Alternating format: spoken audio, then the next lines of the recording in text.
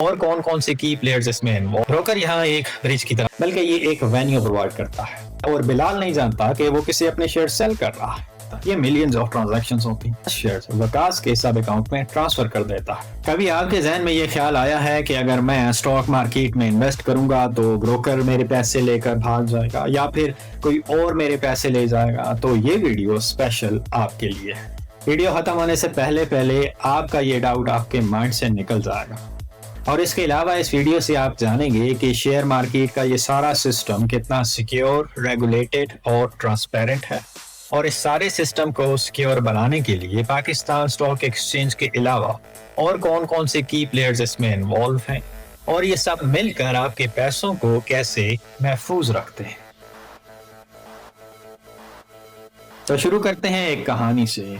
आपका एक दोस्त है वकास। उसने अपनी सैलरी में से कुछ पैसे सेव किए हैं। वो पैसे उसने अपने कबर्ड में रखे हुए हैं और वो सोच रहा है कि चीजों की कीमतें बढ़ती जा रही हैं, जिसकी वजह से कबर्ड में पड़े उसके पैसे की वैल्यू कम होती जा रही है। वो उन पैसों को इन्वेस्ट करना चाहता है, लेकिन वो कोई बिजनेस स्टार्ट नहीं कर सकता क्योंकि इतने ज्यादा पैसे नहीं हैं कि जिससे बिजनेस स्टार्ट किया जा सके, और दूसरा उसके पास टाइम भी नहीं है।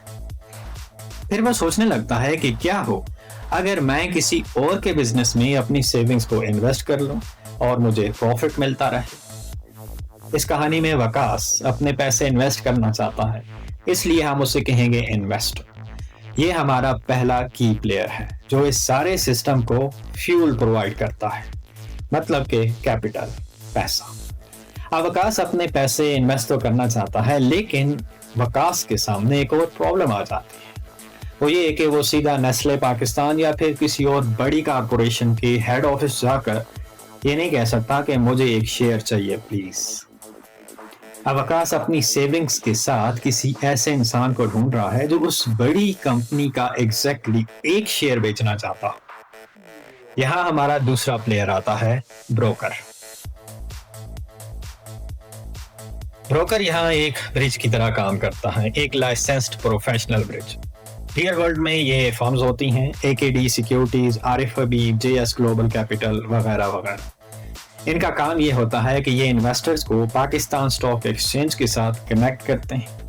अब जैसे वकास ने नेस्ले कंपनी के 10 शेयर्स बाय करने हैं, तो इसके लिए पहले वो किसी एक लाइसेंस्ड ब्रोकर के पास अपना अकाउंट ओपन करेगा। वो ब्रोकर वकास को ट्रेडिंग अकाउंट के लॉगिन्स देगा। वकास लॉगिन करेगा और नेस्ले के 10 शेयर्स का ऑर्डर प्लेस कर देगा। अब यहाँ प्रॉब्लम ये आती है कि वकास जो शेयर्स बाय करना चाहता है वो उसके ब्रोकर के पास नहीं, क्योंकि ब्रोकर वो शेयर ऑन नहीं करता। लेकिन जिस मार्केट से वो शेयर्स मिलेंगे वो इसका एक ट्रस्टेड रिप्रेजेंटेटिव है। वो वकास का ऑर्डर लेता है नेस्ले के 10 शेयर्स 8,000 पर शेयर प्राइस पर, और वो ऑर्डर मार्केट को सेंड कर देता है, और उस मार्केट को कहते हैं पाकिस्तान स्टॉक एक्सचेंज या PSX। अब इस गेम में हमारा नेक्स्ट प्लेयर आता है और वो है पाकिस्तान स्टॉक एक्सचेंज। ये एक सुपर मार्केट की तरह है जो ब्रांड्स को एक स्पेस प्रोवाइड करती है, और इस मार्केट में गारमेंट्स और मोबाइल फोन वगैरह सेल नहीं होते, बल्कि कंपनीज के शेयर्स बाय और सेल होते हैं। पाकिस्तान स्टॉक एक्सचेंज इन शेयर्स को ऑन नहीं करता, बल्कि ये एक वेन्यू प्रोवाइड करता है। इसका सिर्फ एक पर्पस है, न्यूट्रल, फेयर और transparent meeting point. Pakistan stock exchange system provide करता है, सॉफ्टवेयर, रूल्स, फिजिकल इंफ्रास्ट्रक्चर वगैरह वगैरह। अब तक वकास जो कि इन्वेस्टर है, उसने अपने ब्रोकर को एक बाय ऑर्डर दिया था नेस्ले के 10 शेयर 8,000 पर शेयर प्राइस पर। ब्रोकर इस ऑर्डर को पाकिस्तान स्टॉक एक्सचेंज की सुपर मार्केट में सेंड कर देता है, और पाकिस्तान स्टॉक एक्सचेंज इस बाय ऑर्डर को मैच करता है एक सेल ऑर्डर के साथ। सपोज करें एक और इन्वेस्टर है बिलाल, जो अपने नेस्ले के 10 शेयर्स बेचना चाहता है 8,000 पर शेयर प्राइस पर। मैच हो गया, प्राइस सेट हो गई, लेकिन अब क्या वकास ने सच में अपने शेयर्स रिसीव कर लिए? क्या बिलाल ने सच में अपना पैसा रिसीव कर लिया? नहीं, अभी नहीं, क्योंकि यहाँ एक और प्रॉब्लम है, शेयर्स और कैश की एक्सचेंज होने की। क्योंकि वकास जो शेयर्स बाय करना चाहता है वो तो पाकिस्तान स्टॉक एक्सचेंज के पास नहीं है। अब यहाँ दो क्वेश्चंस माइंड में आते हैं। पहला, पाकिस्तान स्टॉक एक्सचेंज अपने पास स्टॉक्स क्यों नहीं रखता? इसका आंसर ये है कि पाकिस्तान स्टॉक एक्सचेंज एक प्लेटफॉर्म है। इसका प्राइमरी फंक्शन है ट्रांसपेरेंट ट्रेडिंग एनवायरनमेंट प्रोवाइड करना। दूसरा क्वेश्चन, स्टॉक्स ब्रोकर के पास भी नहीं है, स्टॉक एक्सचेंज के पास भी नहीं है, तो आखिर हैं किसके पास? अब यहाँ एंट्री होती है CDC यानी सेंट्रल डिपॉजिटरी कंपनी की। ये इस कहानी का वो हिस्सा है जिसके बारे में बहुत कम लोग जानते हैं। CDC सेंट्रल डिपॉजिटरी कंपनी का काम ये है कि वो शेयर्स को अपने पास सेव रखते हैं। इंटरनेट से पहले जब कोई किसी कंपनी के शेयर्स बाय करता था तो उसे एक पेपर सर्टिफिकेट मिलता था, लेकिन अब CDC उन शेयर्स को फिजिकल शेयर्स की बजाय प्योर इलेक्ट्रॉनिक डेटा में अपने पास सेव कर लेता है। ये एक अल्ट्रा सिक्योर डिजिटल वॉल्ट की तरह है। एक्चुअल में ये एक कंपनी है जिसके पास इमेंस कंप्यूटर सर्वर्स और हाई लेवल की साइबर सिक्योरिटी। अब ये देखते हैं कि इन शेयर्स की बाइंग और सेलिंग कैसे काम करती है। हमारी कहानी में वकास ने जब अपने ब्रोकर के साथ ट्रेडिंग अकाउंट ओपन किया था तो उसके साथ ही ब्रोकर ने उसका CDC सब अकाउंट भी ओपन कर दिया था, और दूसरी तरफ बिलाल के पास भी ट्रेडिंग अकाउंट के साथ एक CDC सब अकाउंट है। वकास के ब्रोकर ने वकास का बाय ऑर्डर नेस्ले के 10 शेयर्स 8,000 पर शेयर प्राइस पर स्टॉक एक्सचेंज में फॉरवर्ड किया।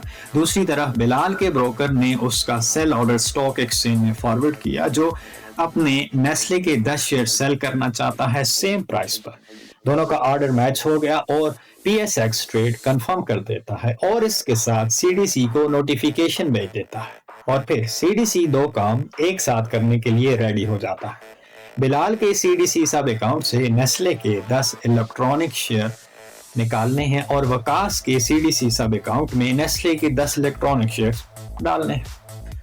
लेकिन वेट, नेस्ले के शेयर्स बिलाल के CDC सब अकाउंट से वकास के अकाउंट में तब ट्रांसफर होंगे जब वकास उन शेयर्स की पेमेंट करेगा। वकास डायरेक्टली बिलाल को पेमेंट नहीं कर सकता। इसके पीछे दो रीजंस हैं। पहला ये कि वकास नहीं जानता कि वो किससे शेयर्स बाय कर रहा है, और बिलाल नहीं जानता कि वो किससे अपने शेयर सेल कर रहा है। और दूसरा रीजन ये सेफ भी नहीं है। इस प्रॉब्लम को सॉल्व करने के लिए हमारी कहानी में एंट्री होती है एक और करैक्टर की। उसे कहते हैं NCCPL, national clearing company of Pakistan limited. एक तरफ PSX प्लेटफॉर्म है ट्रेड करने के लिए, दूसरी तरफ CDC शेयर्स का गार्डियन है, और NCCPL क्लियरिंग हाउस है। पेमेंट्स के सारे प्रॉब्लम्स को NCCPL सॉल्व करता है। हर दिन के एंड में एक ब्रोकर दूसरे ब्रोकर को हर छोटी ट्रेड के लिए पैसे नहीं दे सकता। ये मिलियंस ऑफ ट्रांजैक्शंस होती हैं, इसलिए NCCPL स्टेप इन करता है। ये हर ट्रेड के लिए सेंट्रल काउंटर पार्टी बन जाता है। NCCPL कैसे काम करता है इसको समझने के लिए वापस अपनी कहानी पे जाते हैं। वकास ने अपने ब्रोकर के थ्रू नेस्ले के 10 शेयर 8,000 पर शेयर प्राइस पर का बाय ऑर्डर प्लेस किया स्टॉक एक्सचेंज में, और वो ऑर्डर मैच हो गया बिलाल के ऑर्डर से। अब स्टॉक एक्सचेंज CDC और NCCPL दोनों को नोटिफाई करता है, और उधर दोनों अपने अपने काम में लग जाते हैं। NCCPL वकास के ब्रोकर के अकाउंट से 10 शेयर्स की पेमेंट, जो कि 8,000 के हिसाब से 80,000 बनती है, बिलाल के अकाउंट में ट्रांसफर कर देता है। और दूसरी तरफ पेमेंट रिसीव होने के बाद CDC बिलाल के CDC सब अकाउंट से नेस्ले के 10 शेयर्स वकास के सब अकाउंट में ट्रांसफर कर देता है। ये सारा प्रोसेस T+2 डेज के साइकिल में कंप्लीट होता है। T ट्रेड डे और इसके बाद 2 बिजनेस डेज। अगर आप 16 मार्च को शेयर्स बाय करते हैं तो 16 मार्च को होगा ट्रेड डे, और उसके बाद 17 फर्स्ट बिजनेस डे और 18 सेकेंड बिजनेस डे। 18 मार्च को शेयर्स आपके अकाउंट में आएंगे। यहाँ तक तो आपके माइंड में क्लियर हो गया होगा कि ये सारा सिस्टम कैसे काम करता है। हमारे पास वकास और बिलाल की तरह इन्वेस्टर्स हैं, ब्रोकर्स हैं, PSX मार्केट प्लेस है, CDC वॉल्ट है, NCCPL क्लियरिंग हाउस है, और ये सब कितना अच्छे से काम कर रहा है। अब यहाँ क्वेश्चन माइंड में आता है कि ये कौन इंश्योर करता है कि ये सब कुछ ऐसे ही अच्छे से काम करता रहे? कौन ये इंश्योर करता है कि ब्रोकर कोई फ्रॉड ना करे, कौन पीएसएक्स और ब्रोकर को लाइसेंस देता है, कौन सीडीसी और एनसीसीपीएल को मॉनिटर करता है, कौन इस पूरे सिस्टम के लिए रूल्स बनाता है। यहाँ आता है हमारा final player SECP, securities and exchange commission of Pakistan. Securities and exchange commission of Pakistan SECP ये मार्केट का पार्टिसिपेंट नहीं है बल्कि रेगुलेटर है। ये फेयरनेस, ट्रांसपेरेंसी और सिस्टम की सेफ्टी के प्रॉब्लम्स को सॉल्व करता है। एक्चुअल में ये गवर्नमेंट कमीशन है लीगल अथॉरिटी के साथ। SECP बहुत सी चीजें करता है, ब्रोकर्स को लाइसेंस देता है, उन्हें रेगुलेट करता है, इंश्योर करता है कि वो फाइनेंशियली ऑनेस्ट हैं, PSX, CDC और NCCPL के रूल्स अप्रूव करता है, ट्रेडिंग मॉनिटर करता है, नई कंपनीज जो PSX पर लिस्ट होना चाहती हैं उनके डॉक्यूमेंट्स रिव्यू करता है और PSX पर लिस्ट होने के लिए अप्रूव या रिजेक्ट करता है। SECP इस पूरे सिस्टम को फेयर बनाता है।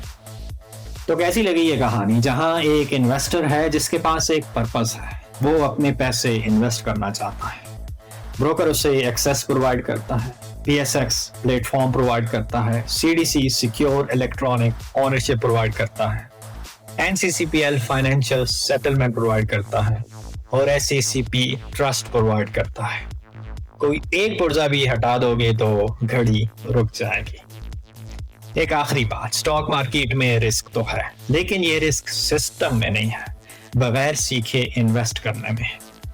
और ये सब सीखने के लिए कि स्टॉक मार्केट में इन्वेस्ट कैसे करना है, सही शेयर्स की सिलेक्शन कैसे करनी है, रिस्क को कैसे मैनेज करना है, ये सब कुछ आप मेरी अगली वीडियोस में सीखेंगे और वो भी स्टेप बाय स्टेप। तो मिलते हैं नेक्स्ट वीडियो में।